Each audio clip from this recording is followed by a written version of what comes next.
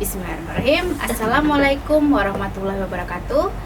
Berjumpa dengan saya Lailatus Syifa Sari Agustina, salah satu staf pengajar di Psikologi Universitas 11 Maret. Di sini saya akan memberikan pembelajaran dengan topik gangguan terkait stres. Apa saja yang akan kita pelajari? Tema yang akan kita pelajari kali ini adalah tentang definisi, apa itu gangguan terkait stres, kemudian jenis gangguan stres, serta penanganannya. Nanti kita akan lebih mengulik hal-hal ini lebih dalam di slide-slide selanjutnya. Pertama, kita akan belajar tentang stres. Sebenarnya apa sih itu stres? Saya yakin saudara-saudara atau rekan-rekan sekalian tidak asing dengan istilah stres, karena kita selalu berjumpa stres di sepanjang kehidupan kita.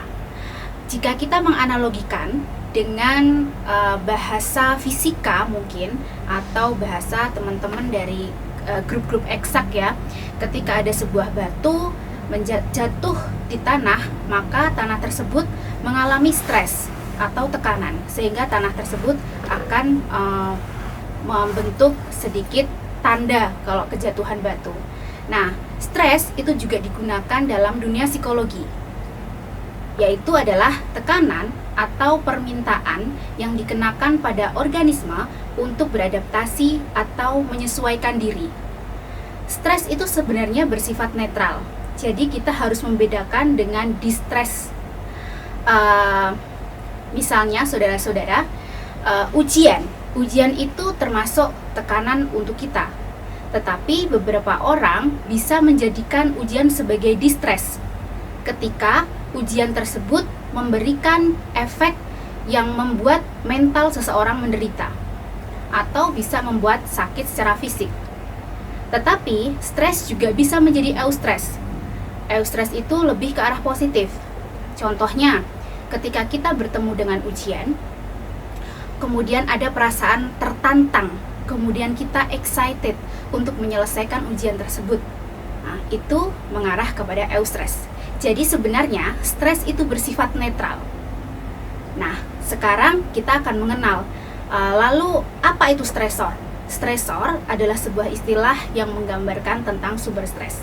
Jadi untuk dipahami rekan-rekan semua, stres itu bukan selalu bersifat negatif.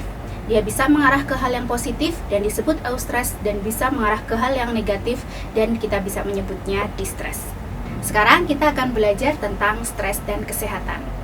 Apa sih hubungannya stres dan kesehatan? Ternyata permasalahan psikologis kita itu akan memengaruhi kesehatan fisik kita. Nah, bagaimana itu bisa terjadi? Oke, di sini kita melihat bahwa stres itu akan mempengaruhi sistem endokrin. Sistem endokrin adalah sistem yang mengatur sekresi hormon dalam tubuh. Ketika stres itu datang, maka dia akan berpengaruh pada sistem endokrin yang akan menyentil kelenjar adrenalin mengeluarkan hormon stres. Hormon stres ini akan berpengaruh pada kinerja tubuh, misalnya meningkatkan detak jantung, terus kemudian meningkatkan pernafasan kita menjadi lebih cepat seperti itu. Dan sebenarnya ini dilakukan oleh tubuh kita untuk mempersiapkan tubuh menghadapi stresor. Jika stresor hilang, tubuh akan kembali normal dan berada dalam kondisi homeostatis, seimbang. Namun jika stres itu berulang atau bertahan lama, maka dapat melemahkan sistem kekebalan tubuh kita. Sehingga mungkin rekan-rekan tidak heran, kadang-kadang kalau kita punya masalah, kekebalan tubuh kita terserang, kita jadi mudah sakit. Kadang-kadang hal itu disebabkan juga karena sistem dalam tubuh kita yang dipengaruhi oleh permasalahan-permasalahan psikologis yang berada dalam kehidupan kita sehari-hari.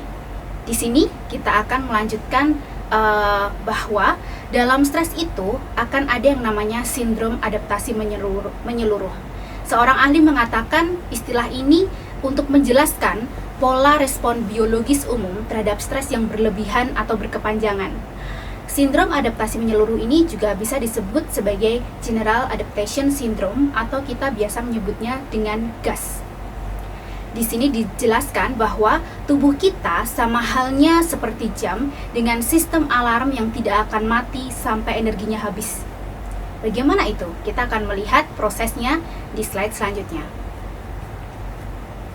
Nah, dalam sindrom adaptasi, Anda bisa melihat di slide sebelah ya, ada sebuah grafik. Grafiknya itu awalnya adalah lurus. Sebenarnya itu adalah kondisi homeostatis ketika kita tidak berada dalam tekanan.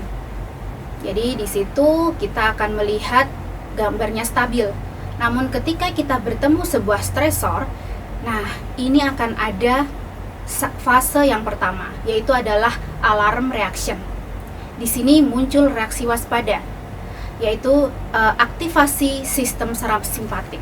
Contohnya, ketika Anda berada di ruang kuliah, tiba-tiba dosen mengumumkan kepada Anda, hari ini ada kuis dadakan. Nah, di situ muncul stresor yang menyerang kita, sehingga tubuh kita mendadak mengaktifasi saraf simpatis, kemudian detak jantung kita meningkat, kemudian pernafasan kita juga meningkat.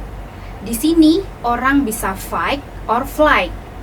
Fight berarti Anda akan menghadapi stresor tersebut, bersiap untuk berjuang. Sedangkan ada orang-orang yang memilih untuk flight.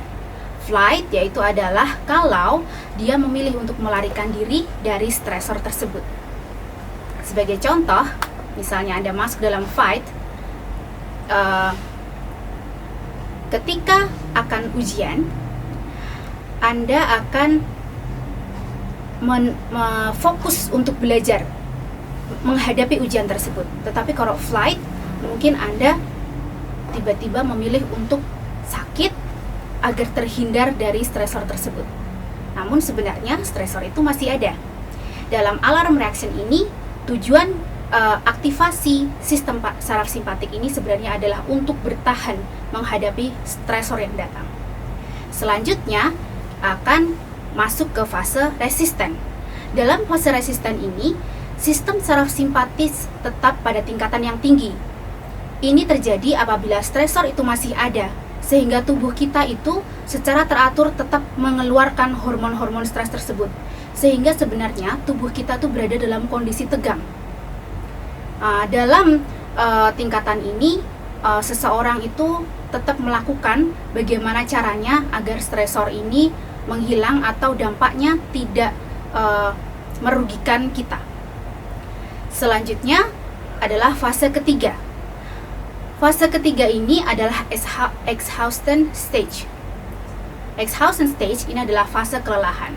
Anda bisa membayangkan kalau misalnya stresor itu bertahan dan terus ada, sumber stres itu tetap bertahan, sehingga dapat menyebabkan tubuh kita itu kehabisan energi, karena selama fase alarm dan resisten itu sebenarnya kita berada dalam kondisi tegang.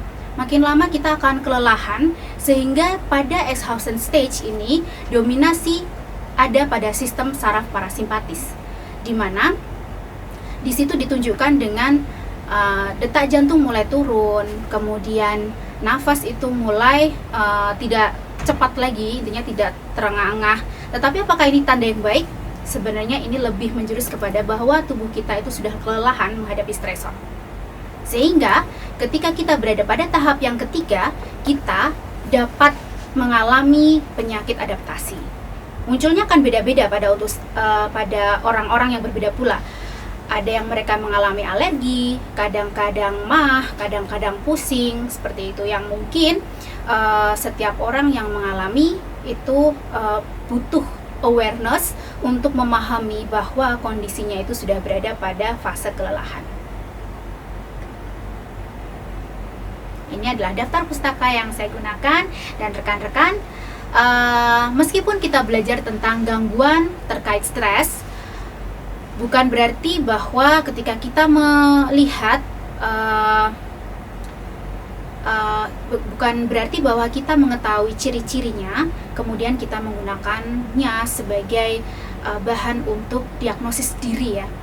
Ketika rekan-rekan sudah mempelajari, ikut belajar bersama saya, apa yang rekan-rekan pelajari ini bisa dijadikan sebagai bekal untuk lebih mawas diri. untuk lebih peduli terhadap diri. Tetapi jika teman-teman merasa bahwa apakah yang saya rasakan ini sebenarnya menjurus ke hal-hal tersebut, maka akan lebih baik rekan-rekan datang ke profesional dan kemudian datang ke profesional agar mendapatkan masukan yang tepat. Self diagnosis bukanlah hal yang baik karena membuat diri kita memperlakukan diri kita sebagai seorang yang sakit, sehingga ketika rekan-rekan merasakan hal-hal yang mungkin tadi kita bahas bersama-sama, jadikan itu sebagai cara untuk mawas diri, dan apabila rekan-rekan butuhkan pertolongan, datanglah kepada profesional sehingga apa yang kita lakukan untuk diri kita berada pada penanganan yang tepat. Demikian dari saya, kurang lebihnya saya mohon maaf. Wassalamualaikum warahmatullahi wabarakatuh.